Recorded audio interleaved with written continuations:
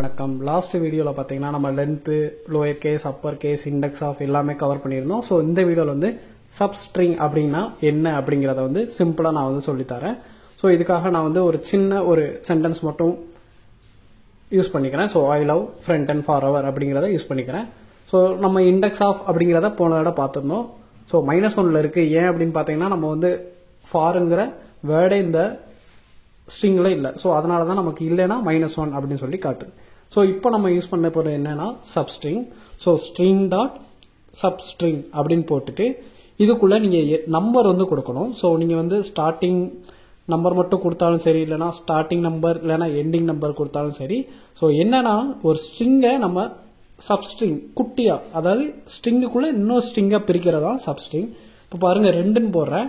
So 2ன்னு போட்டதோ love friend and forever இருக்குது. அது எப்படி அப்படின்னா, ஸோ 0 இடத்துல ஐ இருக்குது, 1 இடத்துல ஸ்பேஸ் இருக்குது.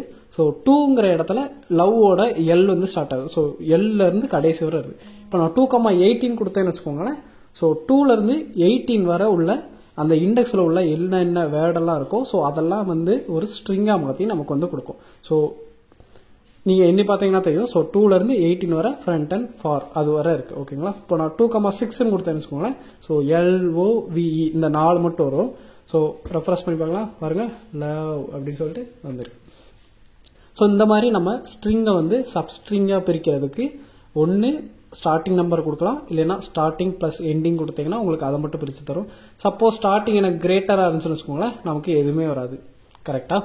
ஸோ அதனால் ஸ்டார்டிங் வந்து சின்னதாக இருக்கணும் அண்ட் எண்டிங் வந்து எப்போவுமே கொஞ்சம் கிரேட்டராக இருக்கும். இப்போ 7லேருந்து 15னா இந்த ஃப்ரண்ட் அண்ட் மட்டும் பிரித்து வரும்னு நினைக்கிறேன். பார்க்கலாம்.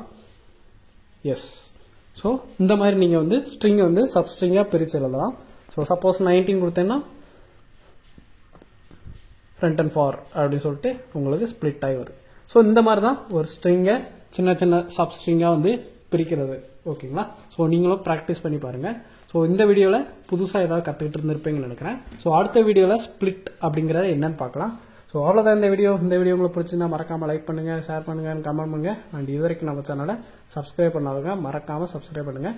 அண்ட் கீழே டிஸ்கிரிப்ஷனில் வாட்ஸ்அப் குரூப் அப்புறம் டெலகிராம் குரூப் எல்லாம் இருக்குது. ஸோ வேணுங்கிறவங்க ஜாயின் பண்ணிக்கோங்க. ஸோ அடுத்த வீடியோவில் பார்க்கலாம். Bye by.